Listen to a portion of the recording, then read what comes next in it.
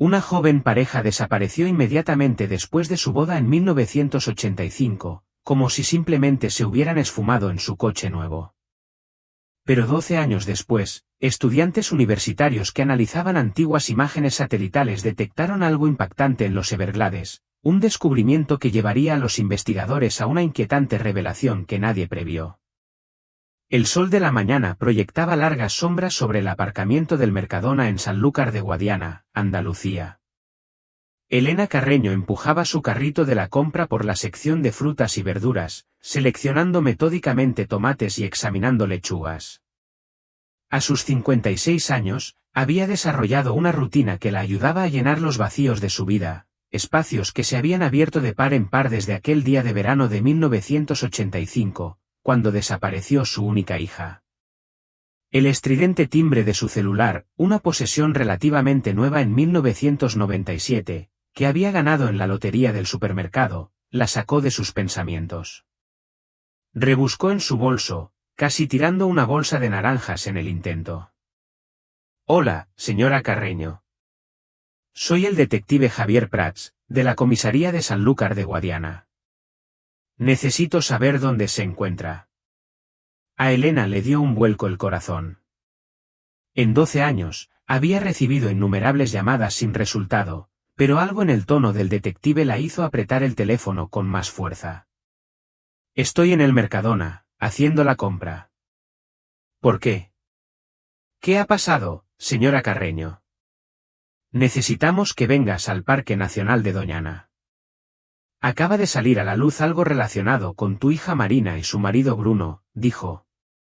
Las palabras la golpearon como un puñetazo, el teléfono casi se le resbala de las manos, repentinamente inertes. «¿Qué pasa? ¿Qué has encontrado?»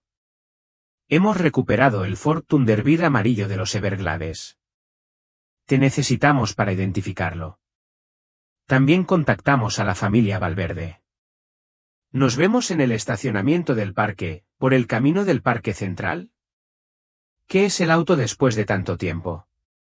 A Elena se le quebró la voz. «Llego en 20 minutos».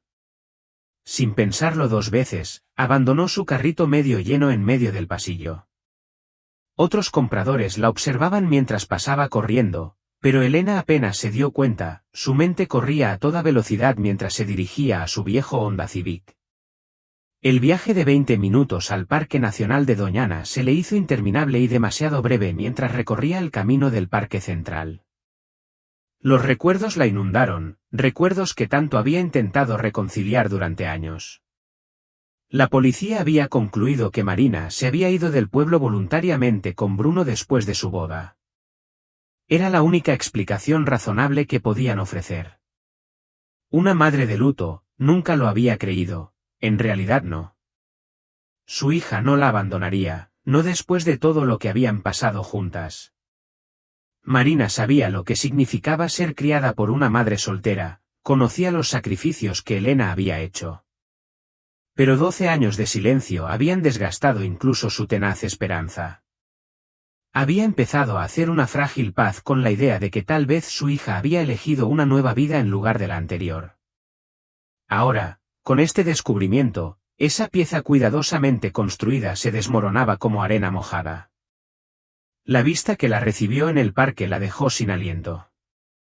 Múltiples vehículos policiales llenaban el estacionamiento, sus luces creando un caleidoscopio de rojo y azul contra el cielo matutino. Los vehículos de rescate se sumaban al caos controlado. Los guardabosques dirigían el tráfico, mientras que los oficiales acordonaban secciones con cinta amarilla. Elena aparcó apresuradamente y salió con piernas temblorosas. Se había reunido una multitud, empleados del parque, turistas curiosos, funcionarios con diversos uniformes, pero sus ojos se sintieron atraídos por el remolque de plataforma en el centro de todo. Allí estaba, el Ford Thunderbird amarillo. Chorros de agua turbia aún goteaban de su tren de aterrizaje, algas y barro cubrían su superficie, antaño prístina, y las ventanas estaban opacas por los sedimentos. Pero incluso después de 12 años de inmersión, lo reconoció. Gabriel Valverde se había lucido regalándoselo a Bruno para su boda, insistiendo en fotos con la feliz pareja a su lado. Señora Carreño, se acercó el detective Prats, con el rostro curtido y serio. Era más joven de lo que ella esperaba por su voz telefónica, quizá rondaba los 40, con esa mirada cansada que da ver tanta miseria humana. No podía apartar la vista del coche. ¿Cómo lo encontraste después de tanto tiempo? Déjame presentarte a unas personas que pueden explicarlo mejor que yo. La condujo hacia un grupo de jóvenes con camisetas de la Universidad de Sevilla. Parecían apenas mayores que Marina cuando desapareció. Un joven de pelo rubio rojizo y mirada seria dio un paso al frente. Señora Carreño, soy Joan Morales. Somos estudiantes de estudios ambientales y trabajamos en un proyecto sobre la transformación del terreno en los Everglades. Hemos estado analizando imágenes satelitales históricas para rastrear los cambios a lo largo de las décadas. Sacó una carpeta y extrajo una fotografía granulada. Estábamos estudiando los patrones de pérdida de terreno cuando notamos esta anomalía en una imagen satelital de 1985. Señaló una sección de la foto donde Elena apenas podía distinguir una forma amarilla parcialmente visible en el agua oscura. Cuando ampliamos la imagen, vimos claramente que era un vehículo. Nuestro profesor reconoció que podría estar relacionado con el antiguo caso de personas desaparecidas de ese año. Fue una noticia importante en aquel entonces, así que calculamos las coordenadas y contactamos a la policía. El detective Prats tomó las riendas. La zona donde lo avistaron es lo suficientemente remota como para haber pasado desapercibida durante todos estos años. La profundidad del agua allí es considerable, suficiente para que un coche se hunda por completo con el tiempo y se asiente en el fondo. La operación de recuperación duró 4 horas. Nuestro equipo de recuperación marina colaboró con el Departamento de Pesca y Vida Silvestre de Andalucía y nuestro departamento. Utilizamos sonares y buceadores para confirmar la posición exacta del coche, y luego trajimos una lancha policial para llegar al lugar. Un helicóptero lo sacó y lo colocó en la plataforma para su transporte. Elena oyó portazos tras ella. Se giró para ver llegar a la familia Valverde, Gabriel a la cabeza con su característico porte a pesar de su avanzada edad, Elvira siguiéndola con su eterno aire de sufrida dignidad, y Diego cerrando la marcha. Los años los habían cambiado a todos, pero Elena los reconoció al instante.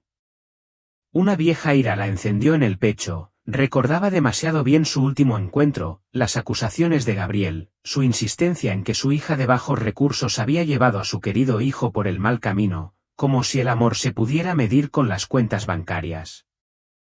El detective Prats se disculpó para informar a los Valverde. Elena observó el rostro de Gabriel mientras examinaba el vehículo, vio el momento de reconocimiento a pesar de su intento de control estoico. Sí, ese es el Thunderbird que le compré a Bruno como regalo de bodas, confirmó Gabriel, y su voz se oyó con claridad en el aparcamiento. La matrícula coincide, FTB 1985. Lo pedí especialmente. Elena se acercó a pesar de su buen juicio. ¿Qué recuperaste de dentro? La expresión del detective se tornó sombría. No se encontraron restos. No pudimos detectar rastros de sangre ni señales de forcejeo, dados los daños causados por el agua. Lo único que recuperamos fue esto.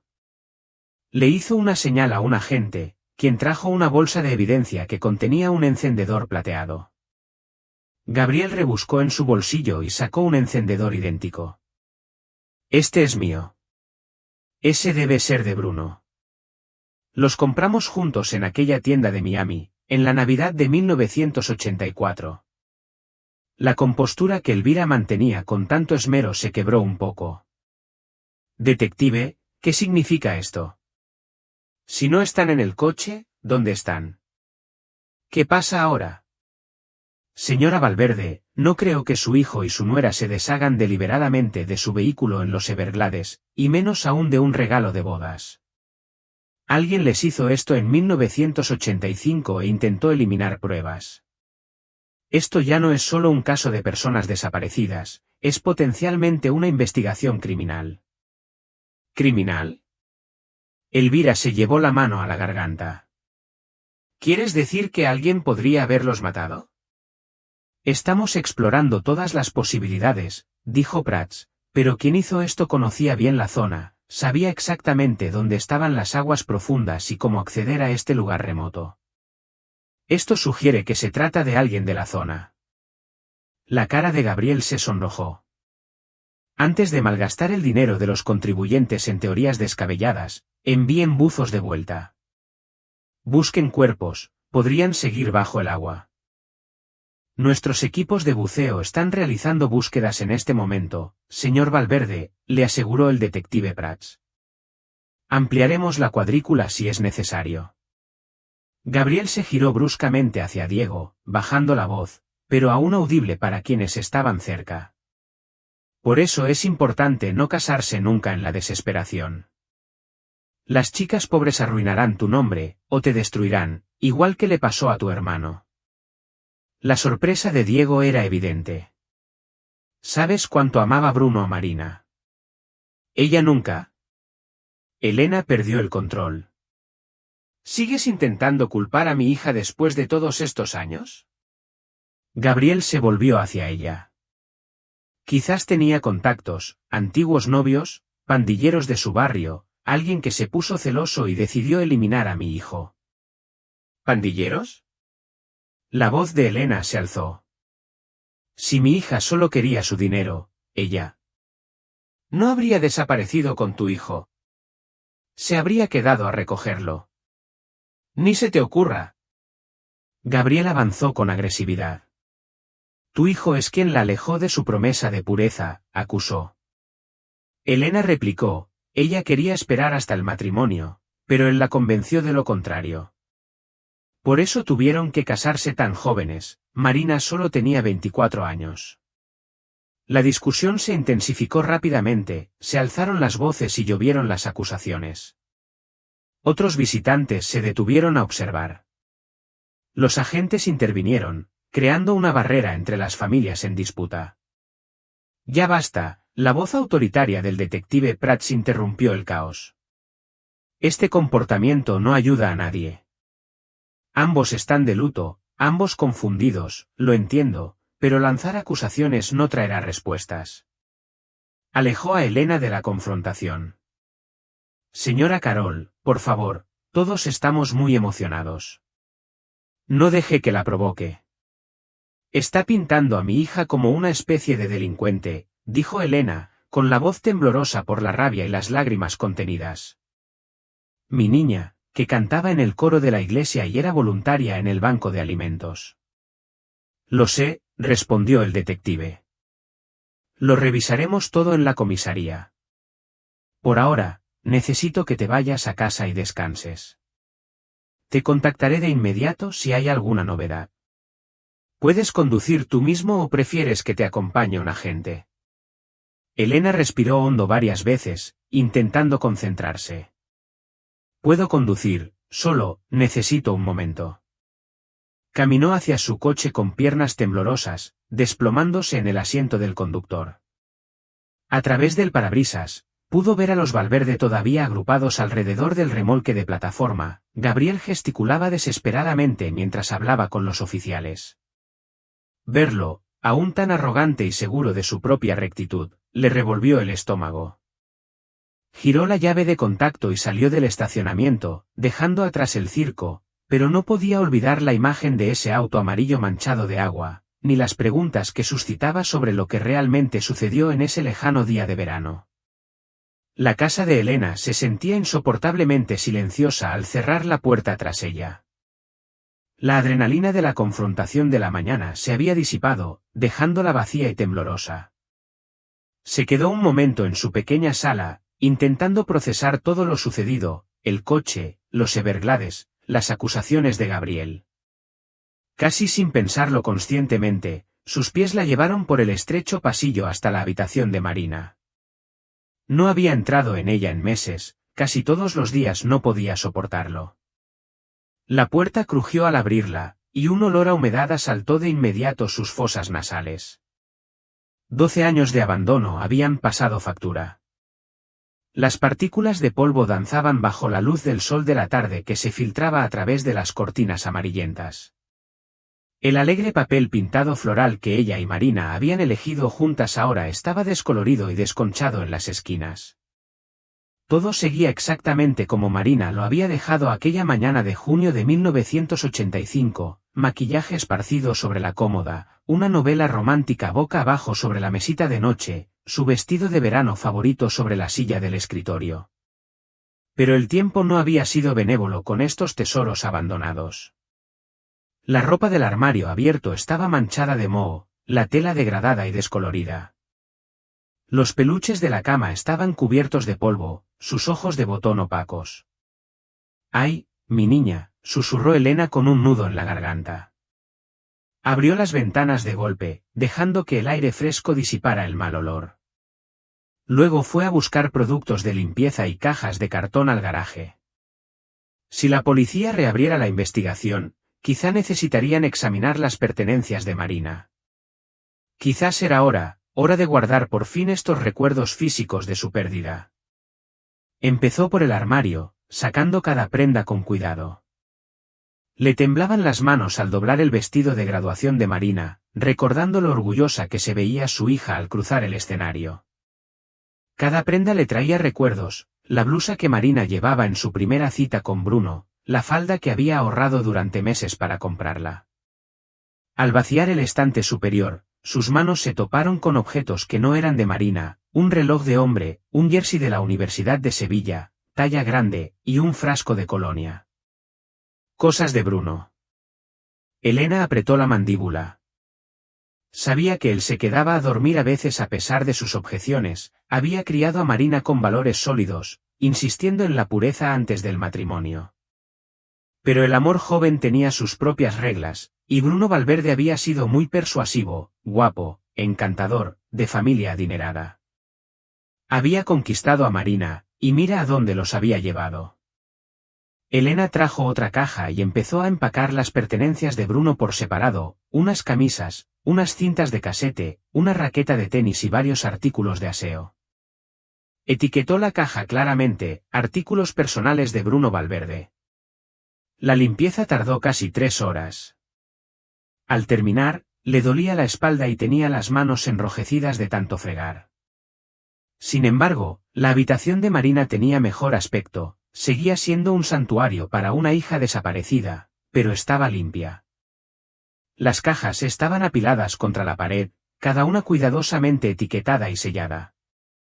Elena cargó la caja de Bruno en su Honda y se sentó al volante un momento, reflexionando. Los Valverde vivían en la exclusiva zona de Gabelsstadt, un mundo aparte de su modesto vecindario. No estaba segura de que estuvieran en casa después de los sucesos de la mañana, pero tenían personal doméstico dispuesto a recibir la entrega. El viaje duró 20 minutos. Las casas se hacían más grandes y los jardines más cuidados con cada manzana que pasaba. La finca de los Valverde se alzaba tras una imponente verja de hierro, estuco de estilo mediterráneo y baldosas de terracota. Elena aparcó justo afuera y recogió la caja. Apenas había salido cuando Gabriel salió del garaje, rumbo a su Mercedes. Su rostro se ensombreció al verla. ¿Qué demonios haces aquí? Su voz se oyó desde el otro lado de la entrada. Estás bloqueando la puerta. Me voy, y tú también tienes que irte. No eres bienvenido en esta propiedad. Elena levantó la caja. Solo estoy devolviendo las pertenencias de Bruno. Estaban en la habitación de Marina. Déjalo ahí, dijo, señalando el suelo con desdén. Ya se encargarán. Mueve tu patético coche. Resistiendo las ganas de tirarle la caja a la cabeza, Elena la dejó con cuidado en la entrada. Regresó a su coche y avanzó, dejando que el Mercedes de Gabriel la adelantara marcha atrás. Él bajó la ventanilla al pasar. Me voy pronto, pero cuando regrese no quiero verte ni a ti ni a tu coche chatarra cerca de mi propiedad. ¿Entendido? Sin esperar respuesta, salió a toda velocidad. Elena se sentó en su coche, con las manos agarradas al volante, respirando hondo.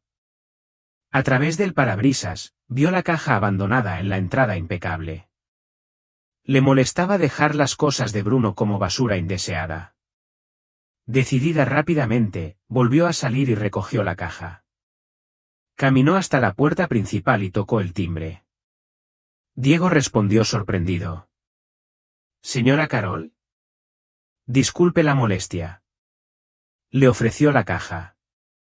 «Estas son las cosas de Bruno. Solo quería asegurarme de que alguien las recibiera. Me voy, no quiero causar problemas». En realidad, Diego se hizo a un lado, mamá y yo estábamos revisando la habitación de Bruno. «Hay algo que deberías ver. Por favor, pasa. Tu padre me advirtió que me iría antes de que regresara». La expresión de Diego se endureció un poco. «No te preocupes por él, por favor». En contra de su buen juicio, Elena lo siguió adentro. La casa era aún más impresionante de lo que recordaba, suelos de mármol, techos abovedados, obras de arte costosas en cada pared. Diego la condujo por una escalera curva hasta la habitación de Bruno. Elvira levantó la vista desde donde estaba arrodillada junto a una caja, su habitual expresión serena se suavizó cuando vio a Elena. «Elena, gracias por traer las cosas de Bruno». «Claro». Elena dejó la caja en la mesa, al ver que había varias más ya empaquetadas y etiquetadas. «Veo que estás haciendo lo mismo que yo hoy». «Parecía que ya era hora», dijo Elvira en voz baja, sobre todo después de esta mañana. Elena notó una caja más pequeña llena de objetos que reconoció, el cepillo de pelo de Marina, algunas joyas, algunos libros. «Me llevaré sus cosas», dijo Elena. «Gracias por guardarlas». Diego lo interrumpió, tomando una caja de terciopelo adornada del escritorio de Bruno. «Esto es lo que queríamos mostrarles». Elena aceptó la caja, notando su elevado peso. Dentro, envuelto en satén blanco, había un conjunto de lencería de encaje negro, sin duda costoso. En la tapa había una pequeña tarjeta de Otis, escrita con una letra masculina y audaz. Elena levantó la vista, perpleja. «No conozco a nadie llamado Otis». «Marina nunca lo mencionó». «Nosotros tampoco», dijo Elvira. «Por eso pensamos que lo sabrías». Lo encontramos en el armario de Bruno, escondido detrás de unos zapatos. Se quedaron mirando el regalo íntimo, todos con la misma inquietud. Si alguien llamado Otis se lo había dado a Marina, ¿por qué lo tenía Bruno? ¿Lo habría interceptado? ¿Se lo habría enseñado Marina? La lencería es nueva, observó Diego, señalando las etiquetas, sin usar, aún con el precio, $200. Era caro, incluso para 1985. ¿Por qué Bruno guardaría esto?, preguntó Elena. Si otro hombre le enviaba regalos así a mi hija, eso es lo que no podemos entender, dijo Elvira. Bruno era celoso. Habría confrontado a ese tal Otis, no habría escondido pruebas en su armario. Elena cerró la caja con decisión. Tenemos que llevarle esto al detective Prats. Esto podría ser importante. Estoy de acuerdo, dijo Diego. Te acompaño a la comisaría. Elvira asintió. Me quedaré aquí por si Gabriel regresa. No le hará ninguna gracia, pero la policía necesita saberlo. Elena recogió la caja con las pertenencias de Marina, mientras Diego guardaba con cuidado la caja de terciopelo en una bolsa. Mientras se preparaban para partir, Elena no podía evitar la sensación de que este misterioso Otis, quienquiera que fuese, podría tener la clave para comprender lo que ocurrió aquel verano de hacía 12 años. Salieron de la casa hacia el garaje, con Diego a la cabeza. El garaje Valverde parecía más bien una sala de exposiciones, climatizado, impecablemente limpio, con espacio para 6 vehículos. El BMW plateado de Diego estaba en el tercer compartimento, y ya había sacado las llaves cuando oyeron el característico rugido del Mercedes de Gabriel entrando en la entrada. Tu padre ya ha vuelto, dijo Elena con un nudo en el estómago. Está bien, dijo Diego, pero tenía la mandíbula apretada. Gabriel salió del coche antes de que el motor se apagara por completo, con la cara roja de ira. ¿Qué demonios hace ella aquí, Diego? ¿Qué haces con esta mujer? Papá, tranquilo. Encontramos algo importante en la habitación de Bruno. Diego levantó la bolsa que contenía la caja de terciopelo. Mamá y yo estábamos empacando sus cosas, ¿y? ¿A dónde lo llevas? ¿Para mostrárselo a los medios y avergonzar aún más a nuestra familia? A la policía, dijo Diego con firmeza. Es una prueba. ¿Prueba de qué? Déjame verla. Diego le entregó la bolsa a regañadientes. Gabriel sacó la caja de terciopelo de un tirón, su expresión cambió al ver el contenido. ¿Lencería? ¿Llevas lencería a la policía? Mira la tarjeta, intervino Elena. Es de alguien llamado Otis. Ni Elvira ni yo sabemos quién es, ¿y crees que esto es relevante? ¿Cómo? Papá, deberíamos haberte enseñado esto primero, pero tenías mucha prisa esta mañana, dijo Diego, intentando calmar a su padre. Dijiste que tenías que conseguirle la medicación para la ansiedad a la abuela, y así lo hice. Gabriel se dio una palmadita en el bolsillo de la chaqueta. Eso no explica por qué estás conspirando con ella. Señaló a Elena con la cabeza. Nadie conspira, dijo Diego con cansancio. Encontramos esto escondido en el armario de Bruno. ¿No te parece extraño que un hombre le envíe a Marina lencería cara? Me llamaste para que te ayudara a empacar la habitación de Bruno esta mañana, y te dije que estaba ocupado, dijo Gabriel, evadiendo el tema. ¿Dónde encontraste esto exactamente? Detrás de unos zapatos en el estante de su armario. Papá, ¿sabes quién es Otis?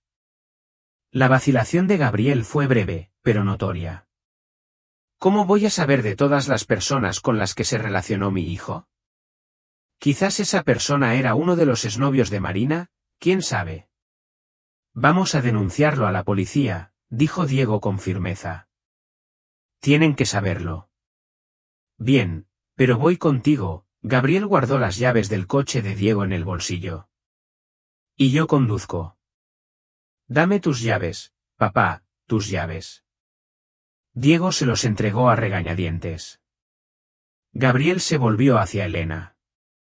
Vas a seguirme en tu propio vehículo. No vamos a compartir coche como si fuéramos una excursión familiar. Elena se mordió la lengua y simplemente asintió. En la comisaría, les informaron que el detective Prats estaba de campo, aún coordinando la búsqueda en los Everglades. Un oficial más joven, con la placa marcada como Martínez, les tomó la información.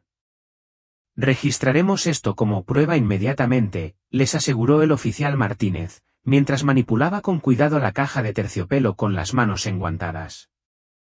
El detective querrá ver esto en cuanto regrese. ¿Qué puedes hacer con él? Preguntó Diego. Varias cosas. Buscaremos huellas dactilares, aunque la tela podría dificultarlo. También revisaremos nuestra base de datos para encontrar a alguien llamado Otis en la zona. Sanlúcar de Guadiana no es muy grande, y Otis no es precisamente un nombre común. Elena notó que el agente examinaba las etiquetas de lencería con más atención. Esto es de la boutique Eloise de Triana, un lugar de lujo. Puede que tengan registros de compra, incluso de 1985. Algunas de estas tiendas exclusivas guardan información detallada de sus clientes. Me alegro, dijo Diego. Cualquier cosa que pueda ayudar a identificar a esta persona. Durante la conversación, el teléfono de Gabriel sonó repetidamente. Cada vez, miraba la pantalla y lo silenciaba de inmediato, su agitación se hacía cada vez más visible. Señor, ¿necesita tomar eso?, preguntó el oficial Martínez después de la cuarta interrupción. No, son solo negocios, dijo Gabriel secamente. Papá, si es urgente. Dije que está bien, espetó Gabriel. Completaron los formularios de evidencia, cada uno proporcionando su información de contacto. Mientras caminaban de regreso al estacionamiento, el teléfono de Gabriel volvió a sonar.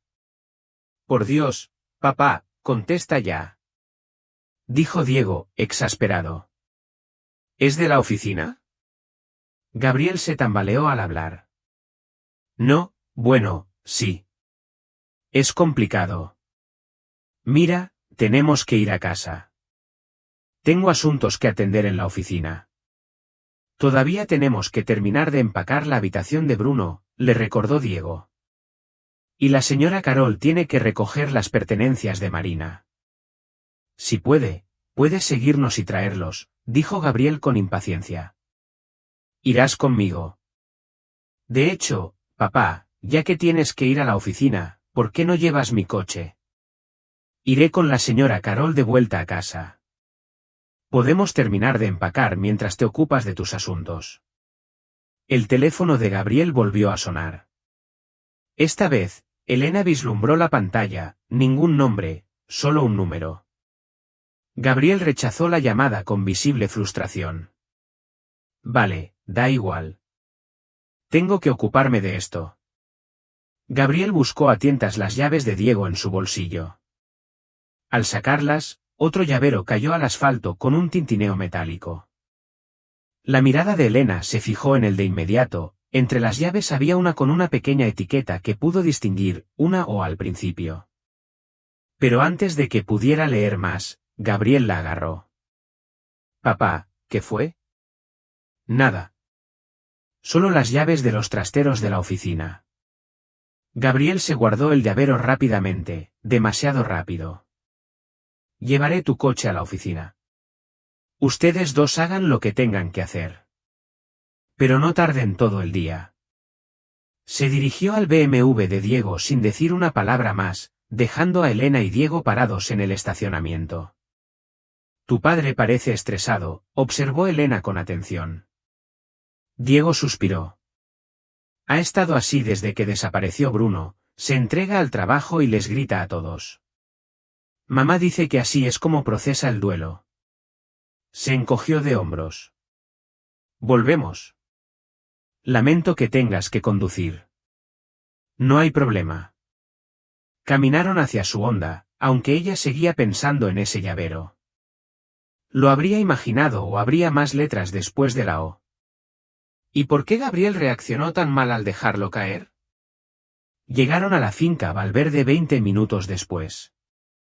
Al entrar en la rotonda, Elena vio a un hombre en el garaje, cerca del Mercedes de Gabriel. Era de mediana edad y vestía una camisa blanca impecable y pantalones oscuros, el uniforme del personal doméstico. Ese es Ramón Duarte, explicó Diego al bajar del coche. Es el chofer de papá, lo acompaño desde hace años. No siempre lo necesita, pero lo llama siempre que lo necesita. Day se acercó a ellos con una cálida sonrisa que parecía genuina.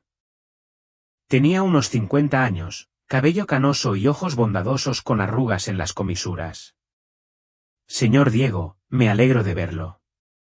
Hola, Ramón, Diego le estrechó la mano. Soy la señora Carol, la madre de Marina. Señora, asintió Ramón respetuosamente. Lamento mucho sus molestias. Gracias, dijo Elena, observándolo atentamente. Había algo reconfortante en su actitud, un marcado contraste con la hostilidad de Gabriel. Tu padre llamó, le explicó Ramón a Diego. Me pidió que llevara su coche a la oficina y trajera tu BMW de vuelta. Ya sabes cómo es con ese Mercedes. Diego rió entre dientes. Dios no permita que nadie más lo toque. Gracias por hacer esto, Ramón. No hay problema. Lo tendré de vuelta en una hora. Dejaron a Ramón en el garaje y entraron. Elvira estaba en la sala, con una caja de cartón a sus pies. Levantó la vista al entrar, su rostro reflejaba la tensión del día. ¿Cómo te fue en la comisaría?, preguntó. Está bien, mamá. Te cuento luego, dijo Diego. ¿Son las cosas de Marina? Todo lo que pude encontrar. Elvira se levantó, alisándose la falda. Un poco de ropa, joyas, algunas fotografías, no mucho, la verdad. No tuvieron mucho tiempo para reunir cosas. Elena aceptó la caja con un nudo en la garganta. Gracias por guardarlas. Elvira dio un paso adelante y la abrazó, un gesto sorprendente de la mujer, por lo general reservada. Lamento el comportamiento de Gabriel antes, y siempre, de verdad.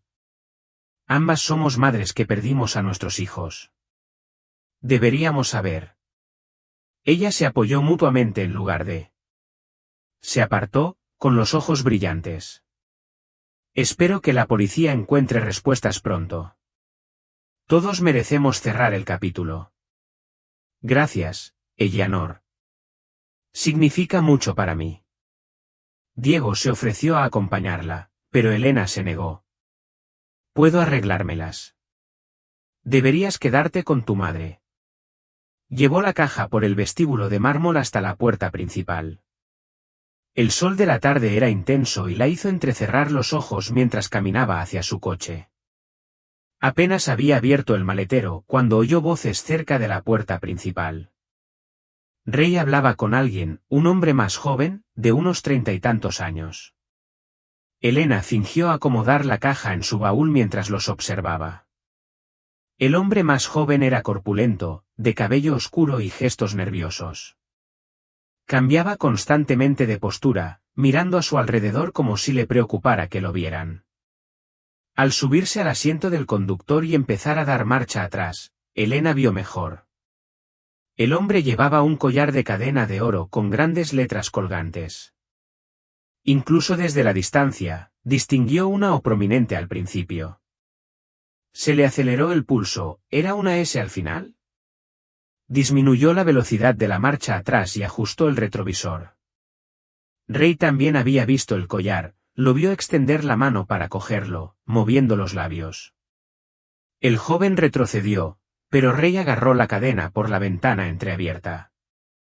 Captó fragmentos de su conversación arrastrados por la brisa de la tarde. El jefe dijo, la voz de Rey era firme. No te pongas esto. El joven protestó, pero Rey ya le estaba quitando el collar por la cabeza. Entonces, con un agarre que desmentía su anterior dulzura, Rey lo sujetó del brazo y lo condujo hacia el Mercedes de Gabriel. Las manos de Elena temblaban sobre el volante. Su instinto le decía que algo andaba mal, el nombre Otis, la O y la S del collar. No podía ser coincidencia. Siguió retrocediendo lentamente, intentando aparentar desinterés, pero no dejó de observar cómo Rey prácticamente empujaba al joven al asiento del copiloto del Mercedes. Entonces Rey se puso al volante y el coche arrancó de la entrada a una velocidad inusual. Elena tomó una decisión en un instante. En lugar de girar a la izquierda hacia casa, giró a la derecha, siguiendo el Mercedes a lo que esperaba que fuera una distancia discreta. El corazón le latía con fuerza mientras intentaba procesar lo que había presenciado. ¿Quién era ese hombre? ¿Por qué Rey parecía tan preocupado por el collar y por qué mencionó a jefe, presumiblemente Gabriel? Elena mantuvo una distancia prudente, dejando que otro coche se interpusiera entre ellos mientras se dirigían a la carretera principal. Nunca había seguido a nadie, solo lo había visto en las películas. Cada semáforo en rojo la hacía entrar en pánico por perderlos, cada giro requería decisiones instantáneas. El Mercedes se dirigió hacia el distrito financiero del centro de Sanlúcar de Guadiana. 15 minutos después, aparcó en el aparcamiento de un moderno edificio de oficinas, Industrias Valverde, según el gran cartel de la entrada. Elena lo reconoció, todos en Sanlúcar de Guadiana conocían la promotora inmobiliaria de Gabriel. Aparcó al otro lado de la calle, detrás de un camión de reparto, lo que le permitía ver parcialmente la entrada del edificio. Le temblaban las manos al apagar el motor. ¿Qué hacía siguiendo a ciudadanos prominentes por la ciudad como una especie de detective privado? Pero entonces recordó ese collar, las letras O y S, las palabras urgentes de Rey sobre el jefe. El Mercedes estaba parado cerca de la entrada.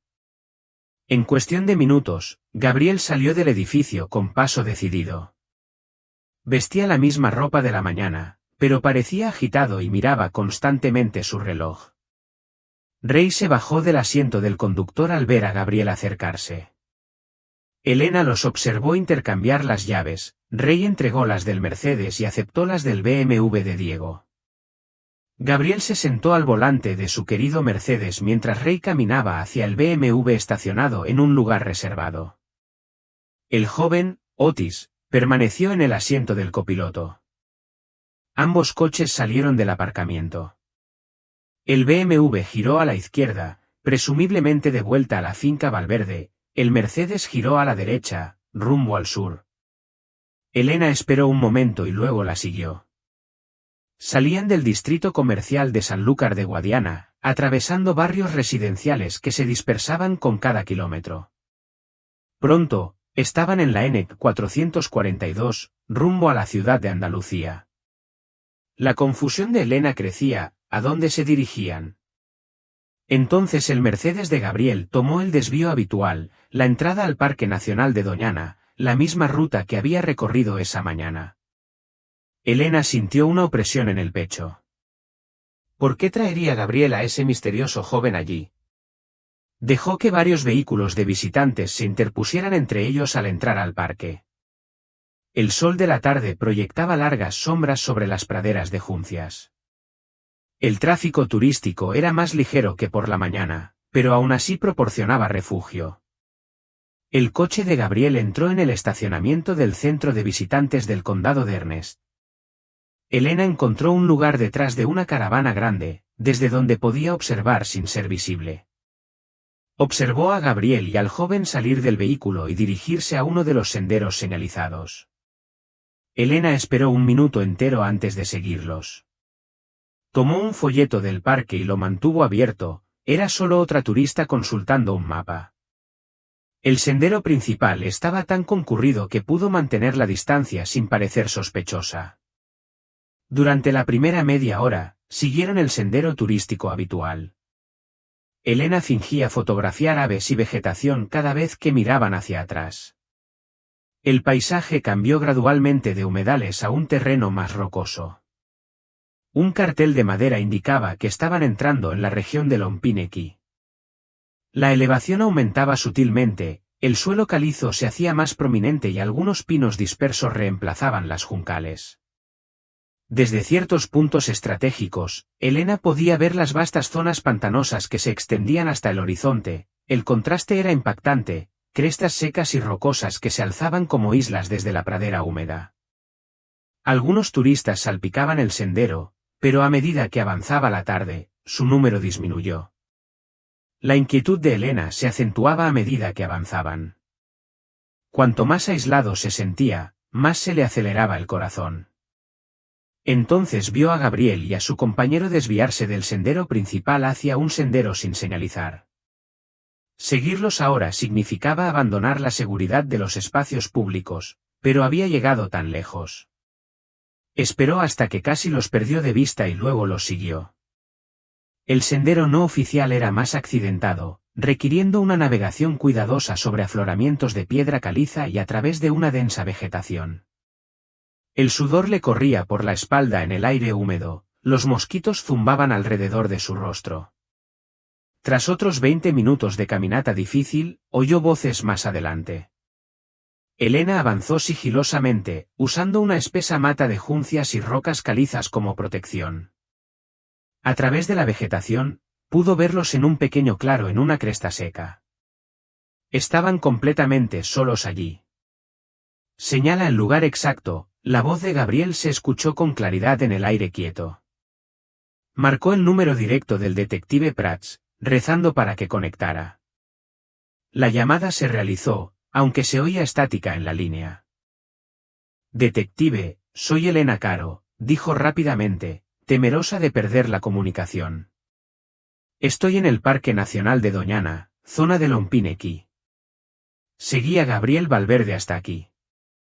Está con un hombre llamado Otis. Lo oí todo. Otis enterró el cuerpo de Marina aquí. Gabriel le está pagando para que asuma la culpa de ambos asesinatos. Señora Caro, Lo que ha hecho es extremadamente peligroso. La voz del detective era urgente a través de la estática. Indíqueme su ubicación exacta. Elena describió el sendero, el desvío, los puntos de referencia que había notado. Están volviendo al estacionamiento. Gabriel intenta disimularlo todo. Estamos movilizando unidades. Quédense donde están. Manténganse ocultos. Llegaremos lo más rápido posible. La línea se cortó. Elena se quedó mirando el teléfono, luego el lugar que Otis le había indicado. Su hija estaba allí, llevaba 12 años allí, tan cerca, pero escondida en aquella vasta naturaleza. Las lágrimas corrían por su rostro mientras regresaba con cuidado al sendero principal. Tenía que evitar a Gabriel y a Otis. Tenía que confiar en que el detective Prats llegaría a tiempo. Al menos ahora sabía que la verdad, por terrible que fuera, finalmente salía a la luz. Retrocedió con cuidado por el terreno accidentado, con las piernas temblorosas por el esfuerzo y la conmoción. El sol del atardecer se filtraba entre los pinos, proyectando largas sombras que dificultaban la navegación. Cada pocos pasos, miraba por encima del hombro, aterrorizada de encontrarse con Gabriel u Otis en el estrecho sendero. La caminata de regreso parecía interminable. Su mente daba vueltas con lo que había presenciado, la fría conversación de Gabriel sobre el lugar de entierro de su hija, su plan para incriminar a Otis mientras se mantenía limpio. Marina estaba allí. Había estado allí todo el tiempo, en este remoto paraje. La idea le revolvió el estómago. Para cuando llegó al sendero principal, el tráfico de visitantes había disminuido considerablemente. Algunos excursionistas que llegaban tarde la pasaron, ajenos al drama que se desarrollaba a su alrededor. Elena se obligó a caminar con normalidad, a integrarse, incluso con el corazón latiéndole con fuerza. El estacionamiento finalmente apareció, y Elena casi sollozó de alivio. Pero la escena que la recibió era radicalmente distinta a la de cuando se fue. Las patrullas policiales llenaban el estacionamiento, sus luces creando un patrón caótico de rojo y azul. Los guardabosques habían acordonado secciones con cinta amarilla. Se estaba alejando a los turistas de la zona. En el centro de la conmoción, vio a Otis esposado, sentado en la acera con un agente de guardia.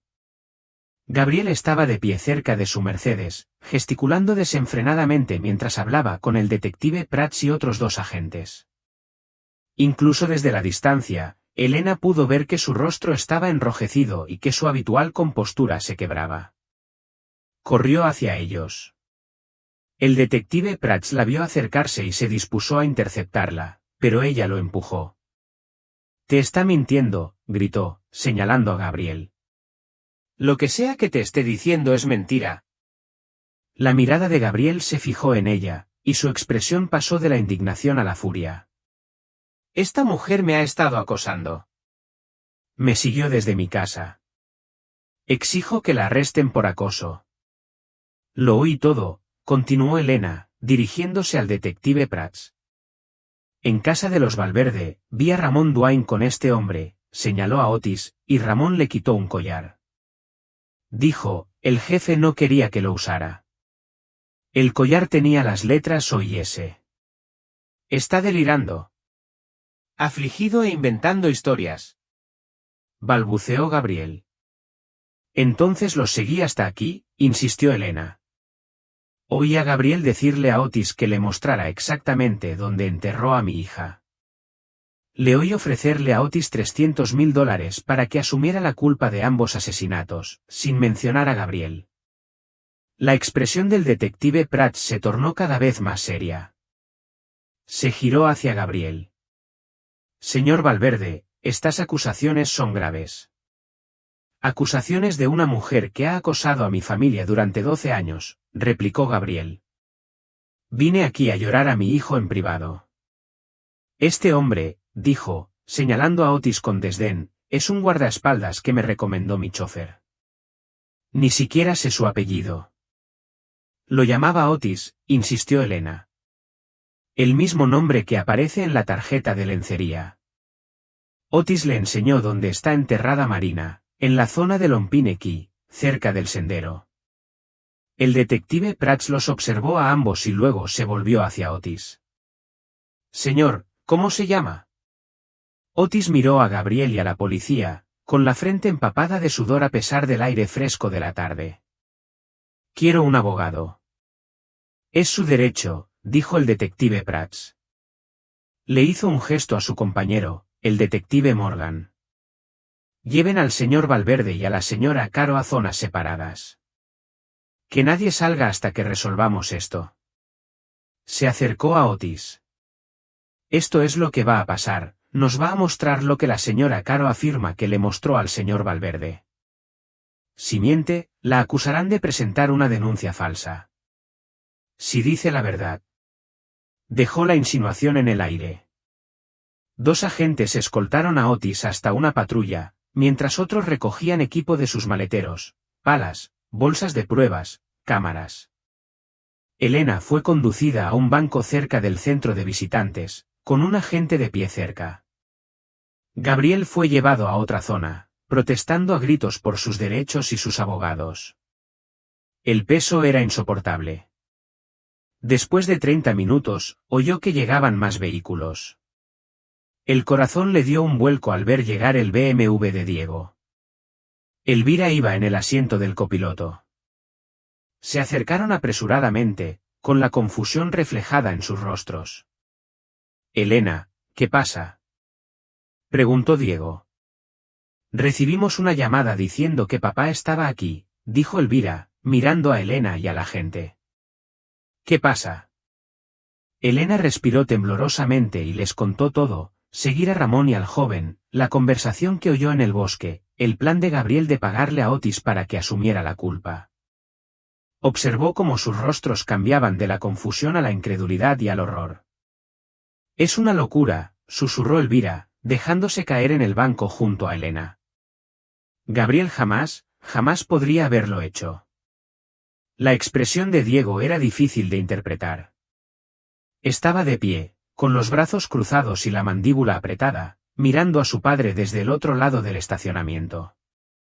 La verdad, mamá, tiene un sentido terrible, dijo en voz baja. Piénsalo. Papá nunca quiso que Bruno se casara con Marina. Se puso furioso cuando se fugaron. Después de que desaparecieron, se dedicó de lleno al trabajo y apenas mencionaba a Bruno a menos que alguien lo mencionara primero. Así es como se lamenta, o como oculta la culpa. Se sumieron en un tenso silencio.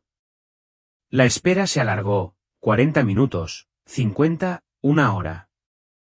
Elena se encontró rezando algo que no había hecho en años. Por favor, que la encuentren. Por favor, que esto termine de una vez. Por fin, la radio del detective Prats cobró vida. Escuchó atentamente, su rostro estaba serio. Tras un breve intercambio, se acercó al grupo. El equipo de campo ha descubierto restos humanos en el lugar indicado. Están asegurando la escena y transportarán las pruebas para su análisis forense. Elvira soltó un sollozo ahogado. Elena sintió que el mundo se inclinaba ligeramente, y la mano de Diego en su hombro la estabilizó. Al otro lado del aparcamiento, Gabriel también había oído la noticia. De repente, salió disparado, intentando apartar a la gente que lo custodiaba, pero Diego ya se movía para interceptar a su padre antes de que pudiera dar más de unos pasos. Papá, no seas tonto, dijo Diego, bloqueando el paso de Gabriel. Tienes mucho que explicar. Sabes que no hay escapatoria. Quítate de mi camino, hijo. No lo entiendes. Entiendo más de lo que crees, la voz de Diego era firme pero fría. Deja de empeorar las cosas. Los agentes intervinieron, sujetando a Gabriel con más fuerza mientras lo registraban en busca de armas. Un pequeño llavero cayó al asfalto con un tintineo metálico. Elena lo reconoció al instante, las mismas llaves que había visto antes. Una de ellas tenía una pequeña etiqueta con «Ois», escrito con rotulador negro. El detective Prats la recogió y la examinó detenidamente. Señor Valverde, ¿podría explicarme por qué tiene una llave etiquetada con el nombre de alguien que dice no conocer? Los labios de Gabriel se apretaron en una fina línea. No dijo nada. ¿Tiene esto que ver con los restos de su hijo?, insistió el detective. Lo marcó con el nombre de Otis para desviar la culpa si alguna vez lo encontraban. Todavía silencio. Elvira se puso de pie de repente, su dolor se transformó en furia. ¿Nos has estado mintiendo todos estos años, Gabriel? ¿Dónde está nuestro hijo? Se acercó y le arrebató la llave de la mano al detective Prats, examinándola con atención. Su rostro palideció. This looks like a quito de casa de los recuerdos familiares, de casa de los recuerdos familiares where we kept family members, ashes. El compañero del detective Prats contactó por radio al equipo de campo y recibió autorización para investigar. Señora Valverde, señor Valverde, se dirigió a Elvira y Diego, necesitamos que nos muestren este lugar. Diego asintió inmediatamente. Por supuesto. Se volvió hacia Elena. Te mantendré al tanto en cuanto sepa algo. Gracias, susurró Elena. Elvira y Diego se marcharon con escolta policial. El equipo de campo comenzó a regresar del bosque, con bolsas de pruebas aseguradas. El detective Prats se acercó a Elena una vez más. Señora Caro, deberá regresar a la comisaría para prestar declaración formal, y debemos procesar al señor Valverde y al otro sospechoso para su fichaje. Mientras los oficiales les leían sus derechos a Gabriel y Otis, Otis gritó desesperado, «¿Todavía me deben ese dinero? ¿Teníamos un trato?» El rostro de Gabriel se contorsionó de rabia. «Ni siquiera pudiste seguir instrucciones sencillas». Los separaron y los metieron en patrullas diferentes. Elena se quedó de pie, con las piernas temblorosas, sacando las llaves del coche del bolsillo. No creo que pueda conducir, le admitió al detective Prats. No después de esto. Es comprensible, dijo. Le hizo un gesto a otro agente. El agente Martínez conducirá su vehículo a la comisaría. ¿Puede acompañarme? Elena entregó las llaves agradecida y subió al coche del detective. Al salir del Parque Nacional de Doñana, contempló la naturaleza que había ocultado el cuerpo de su hija durante 12 largos años. La verdad por fin emergía del pantano, oscura y terrible, pero al menos era la verdad. La comisaría de Sanlúcar de Guadiana era un caos controlado al llegar. A través de las puertas de cristal, Elena pudo ver a los agentes moviéndose con determinación, los teléfonos sonando, los sonidos mecánicos de un sistema procesando un caso importante. Mientras el detective Prats la acompañaba al interior, vio una figura familiar sentada en la zona de fichajes, Ramón Duarte, el chofer de confianza de Gabriel, cuya anterior calidez había sido reemplazada por una derrota vacía. Lo recogimos hace 20 minutos, explicó el detective Prats, siguiendo su mirada. Otis nos dio suficiente información durante el viaje de regreso para conseguir una orden de arresto. Elena observó cómo Gabriel y Otis eran guiados a través del proceso de fichaje, fotografías, huellas dactilares, pertenencias personales catalogadas y empaquetadas. Gabriel mantuvo su porte imperioso incluso esposado, exigiendo a su abogado y amenazando con demandarlo. Otis, en cambio, parecía haberse replegado en sí mismo, asimilando finalmente la realidad de su situación. Señora Caro, por aquí, por favor, el detective Prats la condujo a una pequeña sala de interrogatorios. Las luces fluorescentes eran duras después de que la luz del día se desvaneciera afuera. Le ofreció café, que ella rechazó, y agua, que aceptó agradecida. Primero, quiero decirte cuánto lo siento, comenzó el detective, con su rostro curtido mostrando genuina compasión. Ningún padre debería pasar por lo que tú has pasado, 12 años sin saber, y ahora esto. Las lágrimas brotaron entonces, calientes y repentinas. Elena las había contenido durante el caos del parque, pero allí, en esta habitación silenciosa, ante la simple bondad humana, su serenidad se derrumbó. Al menos ahora lo sé, logró decir entre sollozos. Todos estos años me pregunté si estaría ahí fuera, sufriendo, atrapada, llamándome, o si realmente se había ido voluntariamente, eligiendo el mundo de Bruno en lugar del mío. Al menos ahora sé que no sufre. No ha sido torturada ni cautiva, o no pudo terminar. El detective Prats empujó una caja de pañuelos sobre la mesa. Entiendo que quiere saber qué pasa después. Primero necesitaba tomarme declaración formal, y luego compartiría lo que Otis les contó durante el traslado de regreso desde el cementerio. Asentí, recuperándome. Empecé con la llamada de la mañana y el hallazgo del coche. Le conté con detalle el enfrentamiento con Gabriel, el hallazgo de las pertenencias de Bruno y la misteriosa lencería de Otis. Mi voz se fue fortaleciendo al describir cómo seguía a Ray y al joven, oyendo su conversación y siguiendo a Gabriel hasta los Everglades. El detective Prats tomó notas cuidadosamente, pidiendo aclaraciones de vez en cuando. Cuando terminé, dejó el bolígrafo y se recostó. Oscar Duval, ese es su nombre completo, fue muy franco al darse cuenta de que Gabriel no iba a protegerlo. Admitió que Gabriel lo contrató a principios de 1985 para perseguir a su hija, para ponerle celos a Bruno y terminar la relación. ¿Pero por qué?, pregunté, aunque sospechaba que lo sabía. Gabriel desaprobaba la unión desde el principio. Según Otis, no quería que una mujer pobre se uniera a la familia. Bruno heredaría la mayor parte de Industrias Valverde, Gabriel quería que se casara con alguien con educación y posición social que pudiera ser un activo para el negocio, no con alguien que solo se hubiera graduado del instituto. Una nueva ira se apoderó de mi dolor. Mi hija valía por 10 mujeres de la alta sociedad. Era amable, cariñosa y devota. Estoy segura de que lo era. El detective Prats dijo con suavidad, y al parecer Bruno también lo pensó.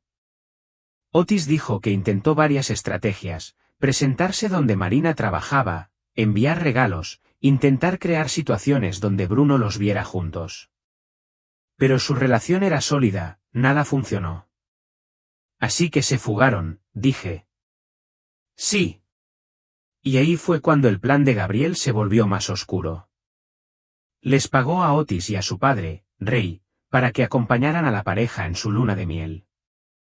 Se alojaban en una casa de playa en Playa de Mazagón.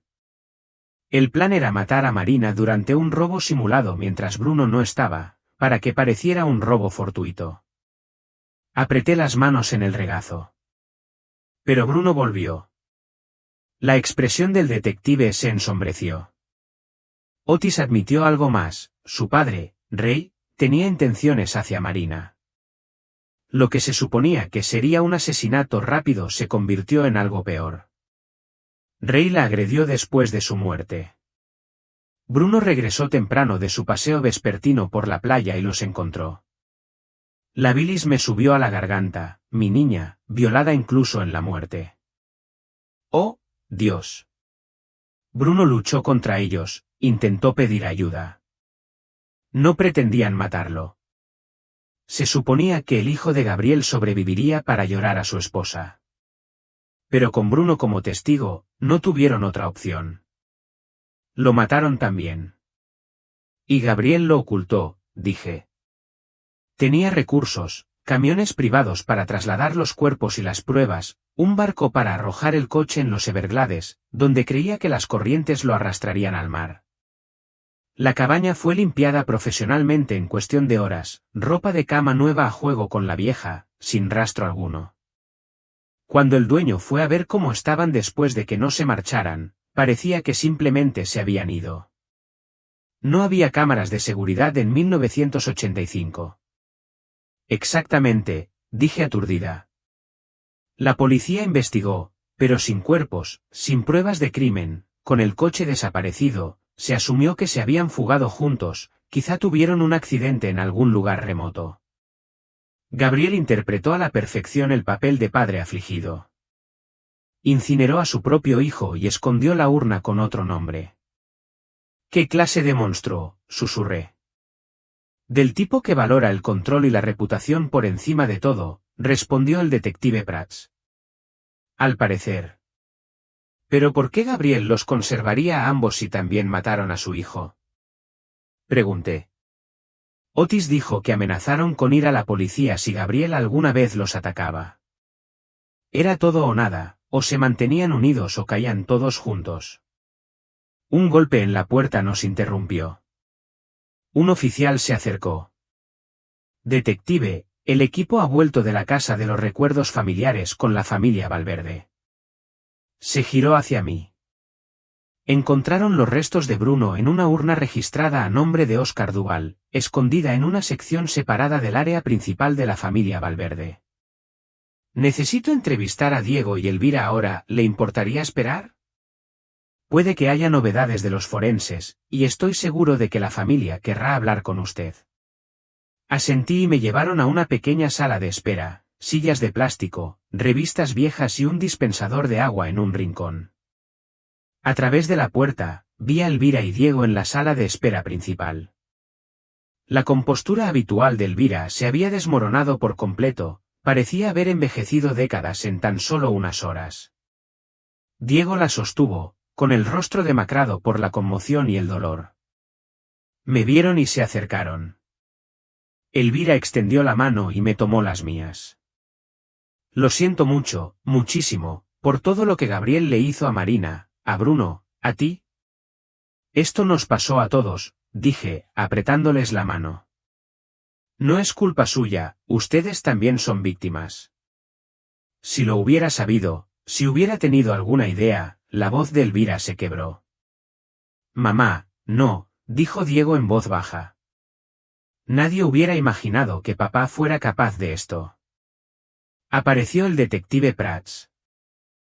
Señor Valverde, necesito hablar con usted primero. Diego asintió, dándole un último apretón al hombro de su madre. Les contaré a ambos después, prometió, siguiendo al detective. Un oficial se acercó. Señoras, necesito separarlas en diferentes salas de espera, es el procedimiento habitual durante las entrevistas. Elvira fue conducida en una dirección, yo fui en otra. Me encontré en una habitación más pequeña, solo 4 sillas y una mesita con revistas viejas. ¿Sola? Por fin, sola de verdad, el peso del día me abrumaba. Me hundí en una silla y dejé que las lágrimas fluyeran libremente. 12 años de preguntas, de falsas esperanzas y callejones sin salida. 12 años de amigos y familiares sugiriendo con cariño que siguiera adelante y aceptara la realidad. 12 años defendiendo a mi hija de las insinuaciones y acusaciones de Gabriel Valverde. 12 años de cumpleaños solitarios, navidades vacías y días de la madre sin llamadas, tarjetas ni señales. Pero también 12 años de duda, la voz insidiosa que susurraba, quizás Marina eligió el mundo glamuroso de Bruno por encima de nuestra vida modesta. Quizás se avergonzaba de nuestra pequeña casa, nuestro viejo coche, nuestra vida de sueldo a sueldo. Quizás el amor no le bastó. Ahora sabía la verdad, Marina no me había abandonado. A mi hija la habían robado y asesinado por el delito de amar por encima de su posición social, por atreverse a casarse con una familia que la consideraba indigna. Murió a los 24 años, probablemente aterrorizada, probablemente llamando a su madre. Pero murió amada. Bruno la había amado lo suficiente como para desafiar a su padre, para elegirla por encima de la riqueza y la posición. La había amado lo suficiente como para luchar contra sus asesinos, para morir intentando proteger su honor incluso en la muerte. Eso era amor verdadero, no el cariño superficial que Gabriel había deseado para su hijo, un matrimonio de alta sociedad basado en cuentas bancarias y fusiones empresariales. Saqué un pañuelo del bolsillo y me sequé los ojos. El dolor nunca desaparecería del todo, lo sabía, pero también sentí alivio, se me quitaba el terrible peso de la incertidumbre. Ahora podía enterrar a mi hija como es debido, visitar su tumba, llevarle flores, hablar con ella. Por fin podía llorar de verdad.